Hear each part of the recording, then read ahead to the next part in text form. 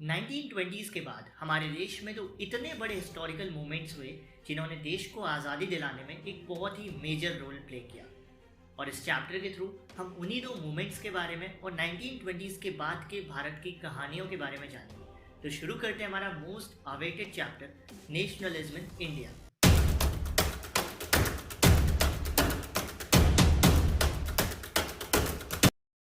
तो सबसे पहले समझते हैं नेशनलिज्म होता क्या है। What is nationalism? राष्ट्रवाद क्या है? सपोज करो you are watching a India versus Australia cricket match. तो इंडिया और ऑस्ट्रेलिया का आप एक क्रिकेट मैच देख रहे हो, तो आप किसे चाहोगे, कौन जीते? आप चाहोगे कि आपकी कंट्री इंडिया जीते। बट आप क्यों चाहते हो कि इंडिया जीते? क्योंकि आप अपने देश से, अपनी कंट्री से प्यार करते हो। और सिंपल टर्म्स में बोलूँ तो अपने देश को प्यार करना, अपनी कंट्री को प्यार करना ही नेशनलिज्म या राष्ट्रवाद कहलाता है।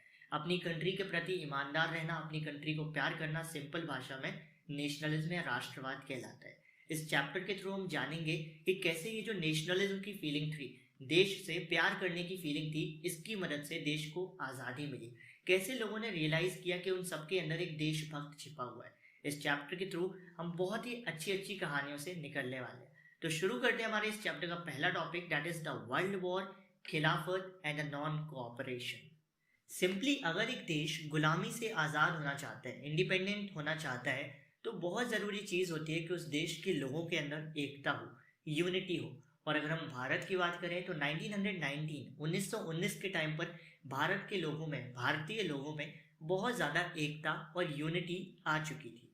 बट ऐसा हुआ क्यों था? क्योंकि अब तक सबने रियलाइज़ कर लिया था, 1919 तक सबने रियलाइज़ कर लिया था कि सबका दुश्मन एक है। जिस तरीके से हम कहते हैं ना, सबका मालिक एक है, उसी तरीके से 1919 के टाइम पर सबको समझ में आ चुका था अब सबका दुश्मन एक है। जो कौन था? कॉलोनियल पीपल, ये जो ब्रिटिशर्स थे, ये जो फिरंगी थे, जो हम पर रूल कर रहे थे। तो सबको समझ में आ गया था कि हम सबका दुश्मन एक है, और सब लोग इसलिए बहुत ही ज़्यादा आक्रोश में थे, गुस्से में थे। लेकिन ये सडनली गुस्सा बहुत ज़्यादा बढ़ गया 1919 के टाइम पर। और ये गुस्सा इसलिए ज़्यादा बढ़ गया क्योंकि उस टाइम पर कुछ ऐसी चीज़ें हुई जो हमारी इंडियन हिस्ट्री के लिए बहुत ही ज़्यादा दर्दनाक थी। उनमें से कुछ चीज़ें थी जिनके बारे में हम अभी बात करते हैं। नंबर वन इज 1913 से लेकर 1918 तक वर्ल्ड वॉर वन चला। तो क्या होता था कि अब देखो, वर्ल्ड वॉर हो रहा है, विश्व युद्ध। तो विश्व युद्ध में खर्चा भी बहुत आना है। तो ये ब्रिटिशर्स क्या करते थे, जितना भी खर्चा इनका वर्ल्ड वॉर में लगता था, ये इस खर्चे को, यानी कि इस एक्सपेंडिचर को वसूलने के लिए हम इंडियंस पर टैक्स लगा देते थे, हमसे कस्टम ड्यूटीज लेने लगते थे, हमारे ऊपर इनकम टैक्स लगा देते थे, जिससे हमारे इंडियंस को बहुत प्रॉब्लम होती थी। जो गरीब लोग थे वो टैक्स नहीं दे पाते थे। दूसरी चीज़ ये लोग क्या करते थे, अगर कभी इनको वर्ल्ड वॉर में लोगों की कमी पड़ गई, आर्मी की कमी पड़ गई, तो ये इंडिया में आएंगे, इंडिया के विलेजेस में से लोगों को ज़बरदस्ती उठा ले जाएंगे और उनसे कहेंगे कि अब आप युद्ध में जाओ, जिसको हम कहते हैं फोर्स रिक्रूटमेंट, जबरन भर्ती। ये लोग इंडिया के ग्रामीण इलाकों में आते थे और ज़बरदस्ती भर्ती करके, रिक्रूट करके लोगों को ले जाते थे फॉर द वॉर। इससे लोगों के मन में और ज़्यादा गुस्सा बढ़ गया था। साथ ही साथ ये सब कम नहीं था कि उसी टाइम पर 1918, 19, 20, 21 हमारे इंडिया के कई हिस्सों में जो क्रॉप थी, जो फसल थी, वो बर्बाद हो गई, नष्ट हो गई। तो लोगों के पास खाने के लिए भी बहुत कुछ नहीं था, लोगों को खाने के भी लाले पड़ रहे थे। और इतना भी कम नहीं था, इतना भी कम नहीं था, उसी टाइम पर एक एपिडेमिक आ गया। जिस तरीके से आज के टाइम पर कोविड है, उसी तरीके से उस टाइम पर एक एपिडेमिक आ गया जिसका नाम था इन्फ्लुएंजा। तो आप देख सकते हो उस समय लोग कितना कुछ सफ़र कर रहे थे, और वो भी सिर्फ किसकी वजह से? ब्रिटिशर्स की वजह से। लोगों को हाई कस्टम ड्यूटीज देनी पड़ रही थी, टैक्सेस देने पड़ रहे थे, रेवेन्यूज देने पड़ रहे थे, फोर्स रिक्रूट में ज़बरदस्ती लोगों को भर्ती किया जा रहा था वॉर के लिए, लोगों के पास खाने के लाले नहीं थे, और साथ ही साथ इन्फ्लुएंजा था। तो आप कह सकते हो कि खाने के लाले थे और साथ ही साथ एक तरफ इन्फ्लुएंजा था, एक तरफ कुआं था, दूसरी तरफ खाई था, और इस कुएं और खाई के बीच में थे हमारे भारतीय लोग। और तब इन लोगों को समझ में आया कि अब हम सबको एकता लानी होगी, तभी जाकर हम इन कॉलोनियल पीपल, ब्रिटिशर्स से लड़ सकते हैं। और आप बिलीव नहीं करोगे, उस टाइम पर इस खाने के लाले, यानी कि अकाल, यानी कि फेमाइन की वजह से और इन्फ्लुएंजा की वजह से more than 13 million people died. 13 million का मतलब होता है 1 करोड़ 30 लाख से ज़्यादा लोगों की डेथ हो गई थी, मृत्यु हो गई थी। तो लोगों का गुस्सा और ज़्यादा बढ़ चुका था।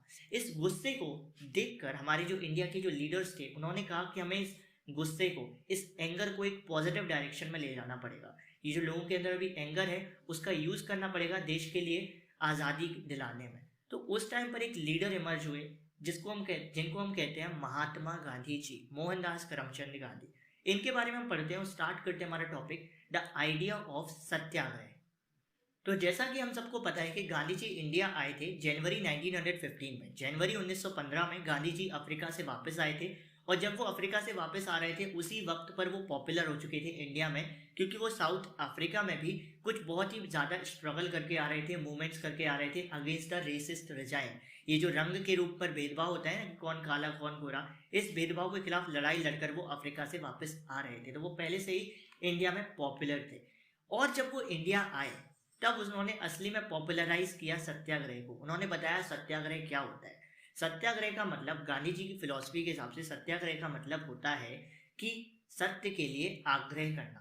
सिंपली बोलूं तो गांधी जी कहते थे कि अगर आप किसी सत्य के लिए लड़ रहे हो, अगर आप ट्रुथ के लिए लड़ रहे हो, अगर आप किसी सही चीज के लिए लड़ रहे हो, तो आपको फिजिकल वायलेंस की जरूरत नहीं है, आपको हिंसा करने की जरूरत नहीं है। अगर आपकी लड़ाई सही के लिए है, ट्रुथ के लिए है, तो आपको हिंसा करने की, फिजिकल फोर्स यूज करने की जरूरत नहीं है। ये था बेसिक कॉन्सेप्ट सत्याग्रह का। गांधी जी के बेसिकली दो प्रिंसिपल थे।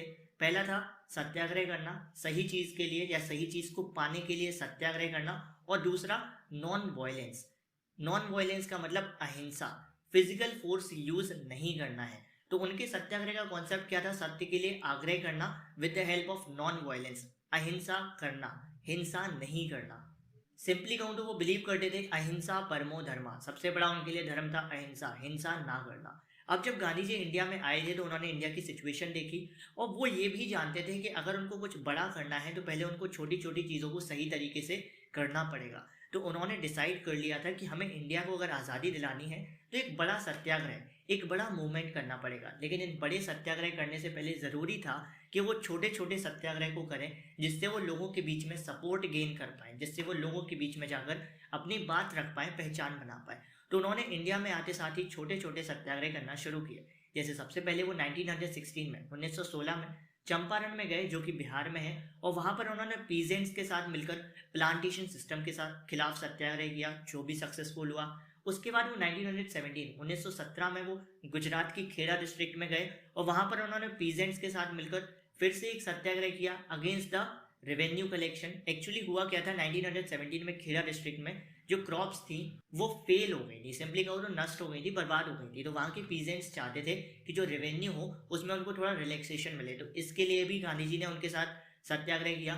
उसके बाद 1918 में भी गांधी जी अहमदाबाद गए, वहाँ पर भी उन्होंने कॉटन मिल वर्कर्स के साथ सत्याग्रह किया, और इन सभी छोटे छोटे सत्याग्रह में उनको सक्सेस भी मिलती गई। तो जब इनको छोटे छोटे सत्याग्रह में सक्सेस मिलती गई तो उन्होंने डिसाइड किया हम एक बड़ा सत्याग्रह करेंगे। लेकिन बड़ा सत्याग्रह करने के लिए टॉपिक भी तो चाहिए, कुछ उल जलूल तो कर नहीं सकते। तो उसी टाइम पर ब्रिटिश जो लोग थे उन्होंने एक बहुत ही मूर्खता वाली बात कर दी, गांधी जी को मौका दे दिया एक बड़ा सत्याग्रह करने का। उन्होंने पास कर दिया the Rowlatt act. Rowlatt act क्या होता है? इसको बेसिकली काला कानून भी कहा जाता है। रॉलेट एक्ट क्या होता है उसके बारे में जानते हैं हम। रॉलेट एक्ट क्या था? ये एक्ट 1919 में पास किया गया था, और ये जो एक्ट था जब ये पास हो रहा था तो इसको बहुत सारे भारतीय लोगों ने, भारतीय लीडर्स ने विरोध किया था, लेकिन फिर भी उन्होंने इसको पास कर दिया। ये एक्ट क्या करता था?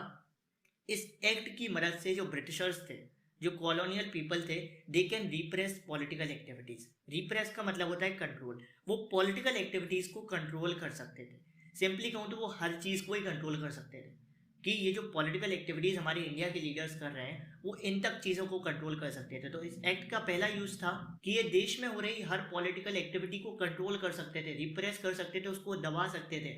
और दूसरी जो ये चीज कर सकते थे with the help of Rowlatt act, ये हमारे देश के किसी भी भारतीय को without any trial in the court 2 साल तक जेल में रख सकते थे। यानी कि ये चाहते तो किसी को भी उठाते, किसी भी पॉलिटिकल लीडर को उठाते, बिना उसको कोर्ट में ले जाए 2 साल तक उसको जेल में बंद कर सकते थे। इसीलिए इस कानून को काला कानून कहा गया था, और गांधी जी ने डिसाइड किया कि ये कानून तो बिल्कुल सरासर गलत है, इसके खिलाफ सत्याग्रह तो होगा ही होगा। तो गांधी जी ने बोला कि हम रॉलेट एक्ट सत्याग्रह करेंगे, जो शुरू होगा 6 अप्रैल से हड़ताल के साथ। यानी कि 6 अप्रैल 1919 को शुरू होना था रॉलेट एक्ट सत्याग्रह। और ये कैसे शुरू होने वाला था? हड़ताल करके। हड़ताल का मतलब सिंपल है, सपोज करो मैंने बोला आज बैंक के लोगों की हड़ताल है, तो इसका मतलब यह है कि जो बैंक के लोग हैं वो अपना काम छोड़ देंगे, वो आज के लिए अपना काम नहीं करेंगे, चाहे जितना ज़रूरी काम बना रहे। तो इन्होंने बोला कि 6 अप्रैल हड़ताल के साथ हम करेंगे।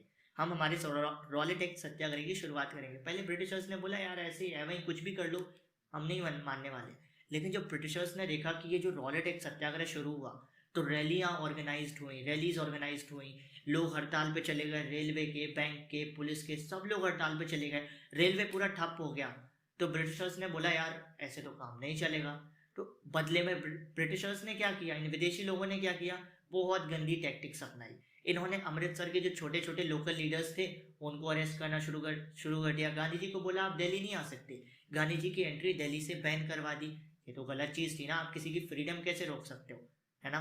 गांधी जी की आप फ्रीडम कैसे रोक सकते हो, उनके पास तो पूरा राइट था दिल्ली आने का। लेकिन उन्होंने ये भी कर दिया कि गांधी जी को बोला आप दिल्ली नहीं आ सकते। ये सब देखकर जब इतना सब कुछ हो रहा था, उसी बीच अमृतसर पुलिस ने ब्रिटिश के आदेश पर एक शांतिपूर्ण रैली को अटैक कर दिया। 10 अप्रैल को जो अमृतसर की पुलिस थी उन्होंने एक शांति से जा रही रैली पर अटैक कर दिया। अब एक रैली है, आराम से जा रही है, उसको जाने दो, विरोध करना है करने दो, आराम से ही तो कर रही है ना, तो वो कोई तोड़ फोड़ कर रही है, आपको उस पर हमला करने की क्या जरूरत थी। तो अमृतसर पुलिस ने हमला कर दिया। किसके आदेश पे किया, ब्रिटिश के आदेश पर, ठीक है। तो इन्होंने हमला किया, बदले में उस रैली वालों ने भी अपने सेल्फ डिफेंस के लिए फिर लड़ाई शुरू कर दी। और उस रैली वालों ने तो मतलब हड़कंप मचा दिया, इतनी ज़्यादा तोड़फोड़ कर दी, बैंक, पुलिस स्टेशन, हर जगह पर तोड़फोड़ की, हड़कंप मचा दिया। और इसको देखकर अमृतसर जहाँ पर ये पूरा कांड हो रहा था वहाँ पर मार्शल लॉ लगा दी गई। यहाँ से शुरू हुआ ब्रिटिशर्स की एक और बड़ी बड़ी गलती, इन्होंने मार्शल लॉ लगा दी।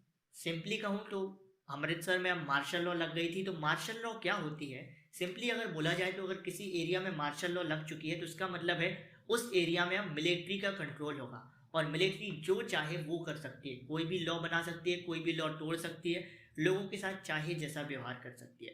तो अमृतसर में मार्शल लॉ लगा दी गई और इसका इंचार्ज बनाया गया जनरल डेयर को।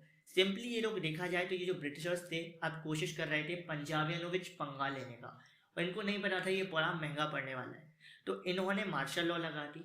उसी टाइम पर एक और दर्दनाक इंसिडेंट हुआ, हमारी इंडियन हिस्ट्री के लिए बहुत ही दर्दनाक इंसिडेंट, कि 13 अप्रैल को जालियांवाला बाग में बहुत सारे लोग इकट्ठा हुए थे। एक्चुअली क्या होता है, अप्रैल के टाइम पे अमृतसर में वैसाखी का मेला लगता है। तो जालियांवाला बाग में बहुत सारे लोग आए हुए थे। कुछ लोग थे जो ब्रिटिशर्स का, विदेश east India company, colonial people का विरोध करने के लिए आए थे, और कुछ लोग थे जो वैसाखी का मेला घूमने आए थे। और जो लोग बाहर से आए थे वैसाखी का मेला घूमने, उनको बिल्कुल भी आइडिया नहीं था कि मार्शल लॉ को लगा दिया जा चुका है। उनको बिल्कुल भी आइडिया नहीं था कि वहाँ पर अब क्या होने वाला है। ये सब देखकर जैसे ही ब्रिटिश ने देखा कि यार इतने सारे लोग एक जगह पर इकट्ठा हुए हैं, उन्होंने पीछे से वार कर दिया।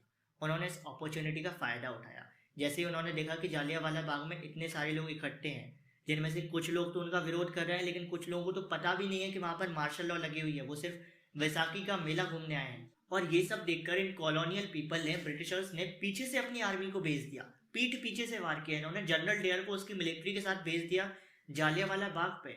और जनरल डेयर ने इतनी ज़्यादा बदसलूकी की हमारे इंडियंस के साथ, भारतीय लोगों के साथ। वो वहाँ पर गया, उसने आर्मी को बोला कि जो जालियांवाला बाग है, यहाँ से जितने भी बाहर जाने के रास्ते हैं उन सबको बंद करो, सबको ब्लॉक करो। और सबको उसने ब्लॉक कराकर, सारे रास्तों को बंद कराकर उसने अंधाधुंध फायरिंग शुरू कर दी। उसने ये भी नहीं देखा कौन बच्चा है, बच्ची है, लड़का है, लड़की है, बूढ़ा है, जवान है, उसने फायरिंग शुरू कर दी। और इस फायरिंग में 100 से ज़्यादा लोग मारे गए। एंड जब ये न्यूज़ अमृतसर में पहुंची तो अमृतसर के लोगों को तो बड़ा गुस्सा आ गया। अमृतसर के लोगों ने और ज़्यादा तोड़फोड़ करना शुरू कर दी। उन्होंने बैंक हो, पुलिस स्टेशन हो, एडमिनिस्ट्रेटिव ऑफिस हो, हर जगह पर तोड़फोड़ शुरू कर दी। और इसके बदले में जो ब्रिटिशर्स थे उन्होंने और बुरा सलूक करना स्टार्ट कर दिया। उन्होंने सत्याग्रही को पकड़ पकड़ के उनको ज़मीन पर रेंगने के लिए फोर्स किया, उनकी नाक ज़मीन पर रगड़ी, उनको फोर्स किया कि वो सलाम करें अंग्रेजों को। और उनका एक सिंपल मोटिव था इन सब के पीछे कि वो डर क्रिएट करना चाहते थे। वो चाहते थे कि ये जो लोग सत्याग्रह कर रहे हैं, ये जो सत्याग्रही हैं, इनके मन में ब्रिटिश सरकार का डर क्रिएट हो। बट पंजाबियों विच पंगा अच्छा नहीं था। ये इनको बाद में पता चला कि इन्होंने किससे पंगा लिया। जब इन्होंने पंजाबियों विच पंगा ले लिया तो पंजाबियों ने छोड़ा तो उनको था नहीं। शायद आपने हिस्ट्री पढ़ी हो तो पता होगा आपको जनरल डेयर को कैसे मारा गया था। तो इनको जो इनका पंगा था वो इनको महंगा पड़ा, बहुत ज़्यादा महंगा पड़ा। इतना महंगा पड़ा कि एक नया मूवमेंट लॉन्च हो गया इस चक्कर में। लेकिन जैसे ही ये जालियांवाला बाग हत्याकांड हुआ, इसके बाद गांधी जी समझ चुके थे कि अभी ये मूवमेंट जो है वो अहिंसा से हिंसा में कन्वर्ट हो चुका है, नॉन वायलेंस से वायलेंस में।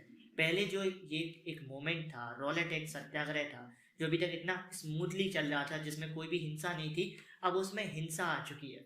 और जैसे ही गांधी जी ने ये रियलाइज किया कि उसमें हिंसा आ चुकी है, वायलेंस आ चुका है, तो गांधी जी ने उसी पल पर, उसी मोमेंट पर रॉलेट एक्ट सत्याग्रह को रोक दिया। रॉलेट एक्ट सत्याग्रह को तो रोक दिया, लेकिन हवा को कैसे रोकते, लोगों के गुस्से को कैसे रोकते?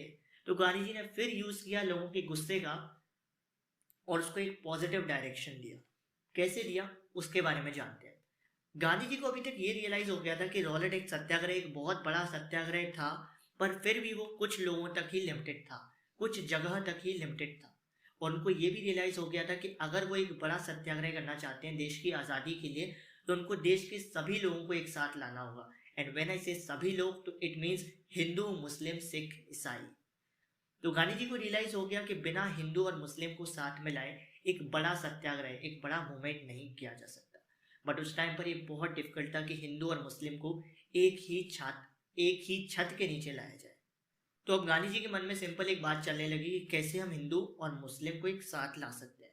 फिर उनको एक तरीका सूझा, एक अपॉर्चुनिटी दिखी खिलाफत इशू में। खिलाफत इशू क्या था? एक्चुअली फर्स्ट वर्ल्ड वॉर के बाद ओटोमन टर्की हार गया था, और ओटोमन टर्की के जो एम्परर थे, खलीफा, चारों तरफ से एक अफवाह चल रही थी कि खलीफा पर एक बहुत ही हार्श ट्रीटी इम्पोज होने वाली है, एक बहुत ही कठोर ट्रीटी लगने वाली है। तो इससे बचाने के लिए, इस ट्रीटी से खलीफा को बचाने के लिए, हमारे बॉम्बे में, जिसको आज के टाइम पर हम मुंबई कहते हैं, बॉम्बे में एक खिलाफत कमेटी भी बनी थी, जिसके लीडर थे शौकत अली और मोहम्मद अली। तो ये जो शौकत अली और मोहम्मद अली थे, इन्होंने गांधी जी से खिलाफत इशू के बारे में बात की, और गांधी जी ने इस खिलाफत इशू को एक तरीके की तरह देखा कि वो खिलाफत इशू को उठाकर हिंदू और मुस्लिम को एक साथ ला सकते हैं। तो गांधी जी ने सोच लिया हम हिंदू और मुस्लिम को साथ लाने के लिए खिलाफत इशू को भी उठाएंगे। लेकिन ये उनके लिए बहुत मुश्किल था, अपनी कांग्रेस के लोगों को कन्विंस करना। लेकिन जैसे तैसे उन्होंने कैलकाटा सेशन में सब लोगों को कन्विंस कर लिया कि हम हिंदू और मुस्लिम को मिलाकर एक नॉन कोऑपरेशन मूवमेंट करेंगे इन सपोर्ट ऑफ खिलाफत इशू एंड स्वराज। खिलाफत इशू और स्वराज यानी कि स्वतंत्रता के सपोर्ट में हम एक नॉन कोऑपरेशन मूवमेंट करेंगे। सिंपली जालियांवाला बाग के बाद अब सबके मन में गुस्सा था, तो गांधी जी ने डिसाइड किया अब हम एक नया सत्याग्रह करेंगे जिसका नाम होगा नॉन कोऑपरेशन सत्याग्रह, सिंपली असहयोग आंदोलन। सिंपल है। अब एक बार किसी ने पूछ लिया होगा, गांधी जी असहयोग ही क्यों, नॉन कोऑपरेशन ही क्यों, इसका मतलब क्या है नॉन कोऑपरेशन का, ये तो समझाओ। तो गांधी जी ने एक बुक लिखी थी 1909 में, 1909 में गांधी जी ने एक बुक लिखी थी हिंद स्वराज।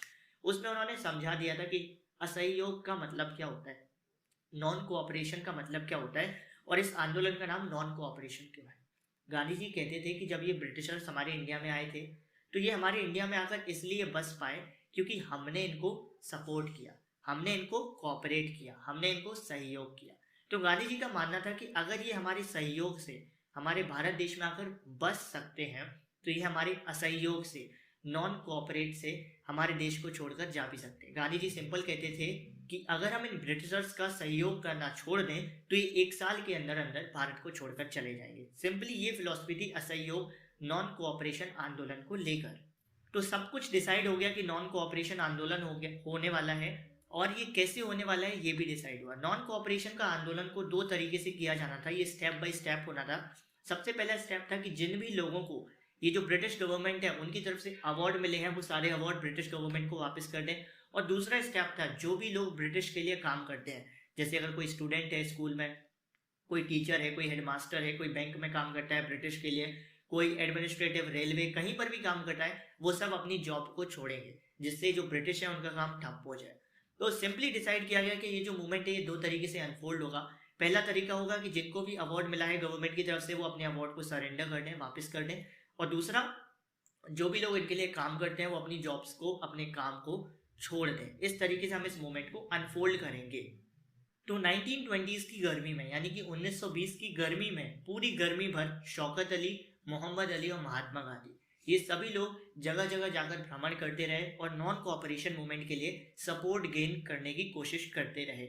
और इसी बीच कुछ ऐसा भी चल रहा था एक पॉलिटिकल पार्टी कांग्रेस के अंदर, जो बहुत ही ज़्यादा टेंशन वाला माहौल क्रिएट कर रहा था।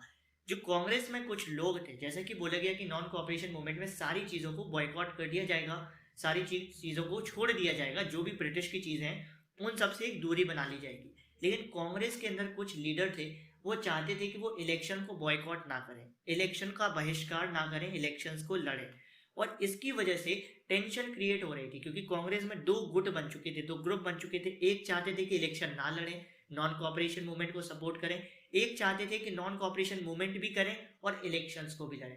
तो इस वजह से कांग्रेस के अंदर बड़ी टेंशन क्रिएट हो रही थी। कई बार तो ऐसा हो गया, कई महीने तक उनके बीच कोई मीटिंग ही नहीं हुई।